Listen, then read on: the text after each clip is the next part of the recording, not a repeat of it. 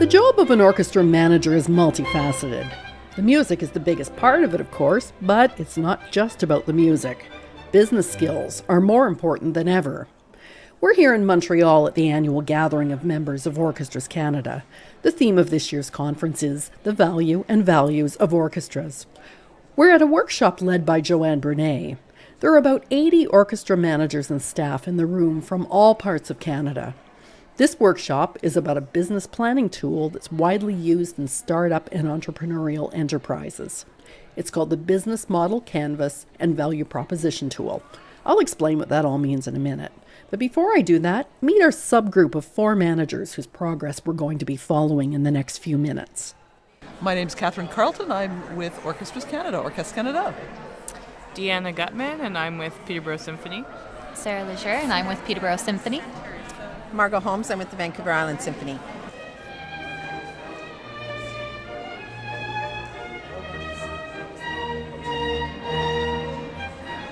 The first step is to understand your customer. That's the value proposition tool. What value does your organization bring to your customers? Well, it's what benefits you have identified that your customers are looking for. So for an orchestra, I personally don't think, just like for theater, because that's, I'm very familiar with the theater life. It's not just coming to hear music. Yes, because that's your product. But it's what is the experience? How easy is it to get there? What is the quality of the sound? Who else is going to be there? There's a question of status. Some people will go to the orchestra because of a status. What about the cost? Is it too much money? So it's the overall.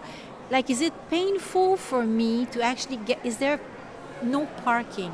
So just the idea of parking is part of my value proposition. So if it's very easy because there's public transport and there's parking and the price is right and I get there and it's easy, I don't have to queue, I sit and it's comfortable, and plus I see friends. So you see that this is the whole thing. So it's not just the product we're offering, it's everything around that. Our group has decided that they want to focus on the Peterborough Symphony Orchestra. Let's eavesdrop and hear how they're starting to understand their value proposition. Does someone want to talk about the PSO's customer segments as you're currently thinking about them, maybe? And we can, based on the research that you've got? I guess the way that we're working with it right now is subscribers and single ticket buyers. And what do you know about them? Do they break down into smaller lumps than subscribers and single ticket buyers? Well, in reality, yes, but I don't think that we've been doing much beyond that. We've got students. Yeah, we're able to break out students. Primarily looked at things from a demographic perspective. So what about if they're classical? Do you know if your audience likes classical or pops more? Johanne wanders around the room helping each group. About 20 minutes into the group work, she wanders back to see how our group is doing. So these are all your segments? Well, they're They're notes. Yes. So what we're discovering, of course, is that one of the challenges, particularly with smaller budget groups, is relatively little intel about audience segments. Tells you a lot already, Yeah. So we've got subscribers, we've got single ticket buyers, we've got students. I wrote down seniors, but I don't think you can actually tell who they are. No, we can't tell who they are. And then we've got something that we describe as 30 to 50-year-olds who are absent.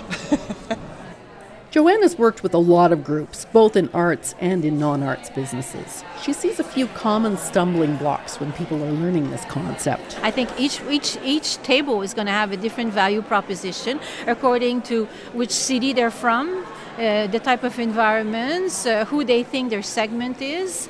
If it was an orchestra that just caters to children, you can see that their value proposition would be very different. It's a very subtle thing, and managers, wherever they come from, this is, you have to keep on pushing it so that they get there. But once they get it, you unfold the tactics in a much more efficient way.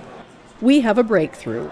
Our group has identified that they want to work on how to attract those absentee 30 to 50-year-old audience members. 45 minutes has gone by fast. There's been a lot of buzz, hum, and activity in the room, and sticky notes flying on the charts on the tables. Here are some of the things about the Peterborough Symphony that could appeal to that elusive 30 to 50-year-old age bracket. Some of the gains we thought for participating was sort of the shared experience with other people, that endorphin rush that you sometimes get when you hear something really amazing, having a new experience, fresh perspectives, inspiration, relaxation, and then some of the pains or barriers were time, making it easy to be there, financial, so ticket prices, scheduling into busy life. We do a 5 concert series that's a full orchestra concert. So we're talking about maybe creating a product designed specifically for them that might be a chamber music concert that would pay for itself more easily than a full orchestra concert and give them all that sort of intimacy and be able to control the experience a lot more.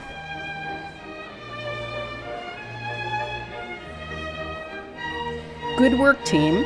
There's a whole other part to this exercise that we didn't get to talk about. It's called the business model canvas. The value proposition is the foundation. If you think this might be handy for your orchestra or any other type of organization or business that you're involved with, you can go to strategizer.com and download the resource materials. That's Strategizer with a Y. STRATEGYZER. From Orchestras Canada's 2017 conference in Montreal, I'm Victoria Fenner.